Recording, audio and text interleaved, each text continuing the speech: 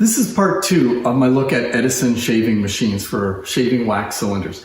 I've already spoken about these 2 machines, the earlier 2, so let's take a close-up look at the 2 later ones I have in front of me here. These are the 2 later versions of the Edison shavers. This one's all cast, so it's actually quite heavy, but it took up a lot less space than the other shavers, and you didn't have the wooden box, which I guess at that time probably started to look a little old-fashioned. And again, it's a hand crank machine here, used to shave the cylinders. And then I've got a later one here. This looks like a very early one, but this is actually the latest one of this series that I'm showing. And what was nice about this is instead of shaving across the cylinder, the idea was it would shave the entire cylinder at one time.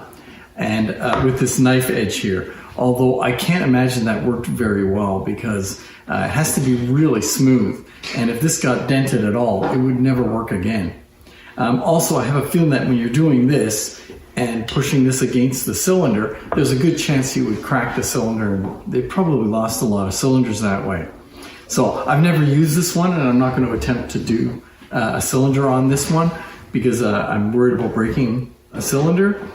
But yeah, this was actually, I believe, designed for the 4-minute cylinder, so this was quite late. So this would have used the darker black colored recording cylinders that were designed for the 4-minute Sapphire. I like the look of the cast one. I think it's pretty cool. It looks very mechanical. It's got some nice decals, and there's an ID plate somewhere here hiding. Right there. And then there's a hand crank to rotate it, but this one needs some adjusting because it's not working quite right, but it's not like it gets a lot of use. So there you go, there's a shaving mechanism, and this is where the shavings go, in here. I'm sure that comes out somehow, but I haven't quite figured that out yet. Oh, you lift it out, okay, we'll leave that.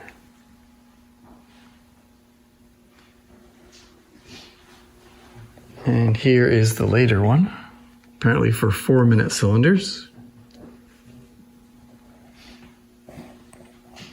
So you would crank this and push down on this lever to shave an entire cylinder in one go.